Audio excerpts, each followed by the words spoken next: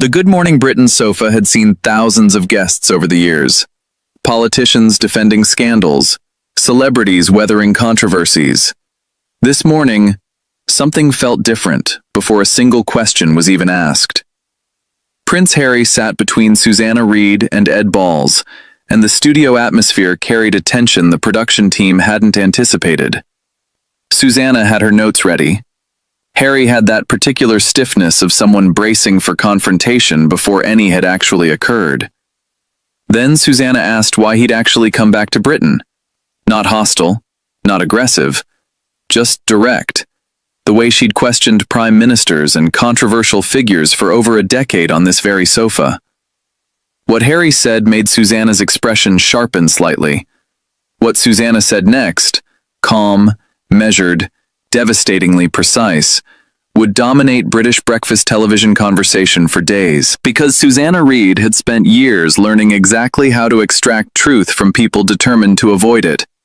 And this morning, sitting across from a prince who'd spent years avoiding difficult questions, that skill was about to be tested in ways nobody watching expected. This is the interview Britain woke up to. Subscribe now, hit that notification bell, and let's see what happened. The Good Morning Britain studio had its usual early morning energy.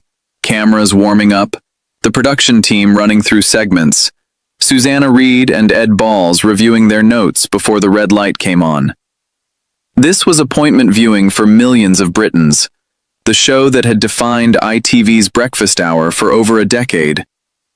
Harry arrived precisely on schedule, security detail conspicuously visible, even for a breakfast television studio. He settled onto the sofa between the two presenters, offering handshakes that felt more obligatory than warm. "Prince Harry, welcome to Good Morning Britain, Susanna, Ed. We're delighted to have you," Susanna continued. "Especially given you're actually here in London. That's news in itself. I'm happy to be here." "Are you though?" Ed asked, genuine curiosity in his tone. "Because you haven't seemed particularly happy about Britain in recent years." "Let's start with the obvious question everyone's asking," Susanna said, settling into her interviewer posture. "Why are you actually here? Not the diary version. What's the real reason for this visit?" Harry's expression remained composed. "The Invictus Games countdown requires my presence." "The games aren't until 2027. That's still a year away. You're here considerably earlier than the official schedule requires. What's the actual reason?" "There are various engagements throughout my time here." "Various engagements you're not specifying? That's rather vague for someone who's usually quite detailed about his humanitarian schedule. Is there something else bringing you back?" "I don't discuss my private itinerary." "Private itinerary on a public visit that's being extensively documented? That seems contradictory. What exactly requires privacy about scheduling?" "You're staying at a royal residence this time," Susanna continued. "That's significant. You've never accepted that invitation before. What changed?" "The family made the offer and we accepted." "They've apparently made this offer before, according to reporting. Why accept now specifically? What's different about this moment?" Harry shifted slightly. "Circumstances evolved appropriately." "Evolved how?" "You told the BBC last year you couldn't see bringing your family back given security concerns. Now you're staying in royal accommodation with full security. That's quite an evolution in a relatively short time." "Security arrangements were properly addressed." "By whom? The same institution you've criticized extensively? The same family you've accused of various failures? That security is suddenly adequate?" "There's a report just published," Susanna said, checking her notes, "suggesting you're the target of multiple terror plots, 6 specifically, according to a confidential security assessment. Does that concern you about this visit?" Harry's composure flickered. "Security is always a consideration." "Always a consideration? Yet you're staying in less secure private accommodation part of the time, despite these specific threats. That seems like a significant risk given what's been reported." "I trust the arrangements that have been made." "Do you?" Because your own security team apparently pushed for a full risk management board review before this trip, and it's unclear whether that actually happened. Are you confident in your safety here? Ed interjected gently. Perhaps we should move to lighter topics. These are legitimate safety questions, Susanna said. If there are genuine threats, the public deserves to understand how they're being managed. Your father, Susanna said, shifting focus. King Charles. You're actually in the country now, staying in royal accommodation. Have you spent meaningful time with him? We've had appropriate interactions. Appropriate interactions? That's rather clinical language for describing time with your own father, especially given his health history. Can you be more specific? I won't detail private family time.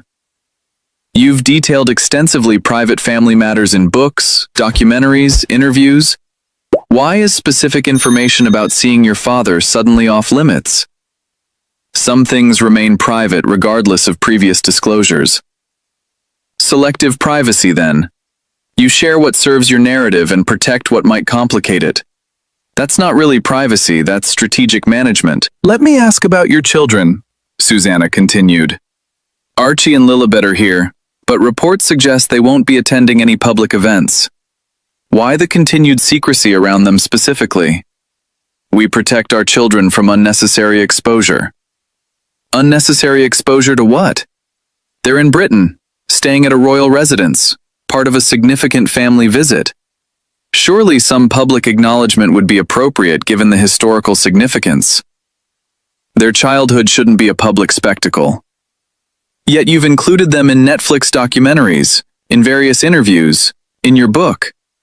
The spectacle exists, you've simply controlled its presentation. Isn't that just curation rather than actual protection? Harry's jaw tightened visibly. You're mischaracterizing our approach to parenting. I'm asking you to explain the apparent contradiction. That's not mischaracterization, that's basic interview practice. There's also this Soyad, this surname question, Susanna said, pronouncing it carefully. Reports suggesting you're considering changing your children's surname to Spencer, your mother's maiden name, due to passport processing delays. Is that accurate? Harry's expression shifted to something more guarded. Administrative matters are being handled appropriately. That's not actually answering whether you're considering the name change. Are you frustrated with how the palace has handled your children's documentation? There have been delays that required creative solutions. Creative solutions like abandoning the Sussex name entirely? That would be a significant statement about your relationship with the institution. Is that genuinely being considered? I won't comment on speculation. It's not entirely speculation if multiple sources are reporting consistent information. Either confirm or deny. Is the surname change being considered? Harry remained silent, his expression hardening. The divorce rumors, Susanna pressed forward. They've been persistent for months now. What's your response to these ongoing reports about your marriage? Tabloid fabrication with no substance. Fabrication that required formal denial from your representatives. Most stable marriages don't generate this level of sustained speculation without some underlying tension. What's actually happening? Our marriage remains solid. Then why the continuous need for correction? Simple denials usually suffice once. This has required repeated addressing over an extended period. Media persistence doesn't indicate truth. Media persistence often indicates newsworthiness, which sometimes correlates with accuracy. I'm not claiming certainty either way. I'm asking for genuine clarity, which you're not providing. Ed tried to lighten the mood. Perhaps we could discuss something less contentious. Your work with Invictus has been genuinely impressive. I appreciate that, Ed, Harry said, visibly relieved by the shift. But Susanna wasn't finished. We can return to Invictus, certainly. But first, I want to understand something. You've criticized British media extensively. You've criticized the royal institution extensively. You've criticized aspects of British culture and society. Yet you're here, staying in royal accommodation, seeking positive coverage from British media. How do you reconcile that? I've never criticized Britain itself. You've criticized virtually every British institution associated with your upbringing. The monarchy, the press, aspects of governmental security decisions. That's substantial criticism of British establishment structures. Now you want cooperation from those same structures. That seems contradictory. You're twisting my previous statements, Harry said, his voice carrying an edge now. I'm citing your previous statements. There's a significant difference between twisting and quoting. Your own words, documented extensively, create this apparent contradiction. I'm simply asking you to address it. My criticism was specific and warranted. Warranted according to your perspective, certainly. But specificity doesn't change the pattern. Consistent criticism of British institutions, followed by seeking their continued cooperation and hospitality. That's worth examining. You clearly have a predetermined narrative here.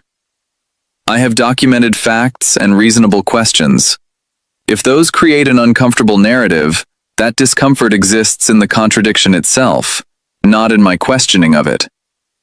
I came here expecting fair treatment, Harry said, his composure clearly strained. This is fair treatment.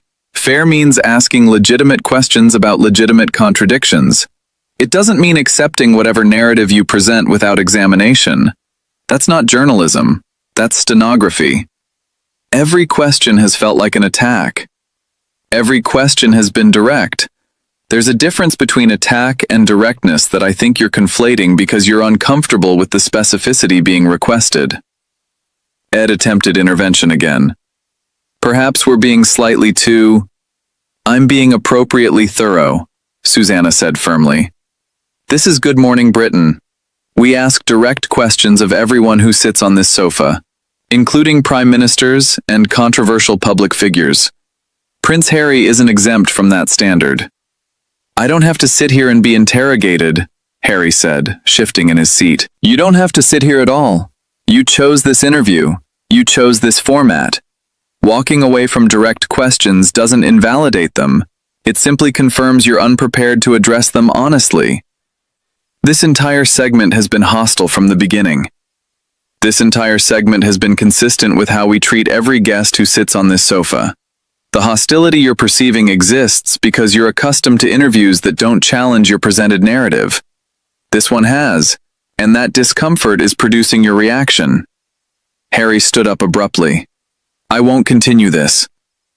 That's certainly your prerogative, Susanna said, remaining composed. But leaving doesn't answer the questions Britain is actually asking. Why the surname consideration? What's the actual relationship with your father? Why the contradiction between criticism and continued engagement with British institutions? Those questions remain, regardless of whether you're present to address them. You've been deliberately provocative. I've been deliberately thorough. Provocation implies intent to upset rather than intent to inform. My intent has been entirely the latter. Britain deserves clarity about someone who continues occupying significant public attention while remaining evasive about basic contradictions in his own story. Harry moved toward the studio exit. History will show who was reasonable here. Susanna's response was calm, measured, final. History will show a prince who couldn't answer basic questions about his own well-documented contradictions on live breakfast television. That's not reasonable avoidance. That's simply avoidance. The distinction matters. Harry left.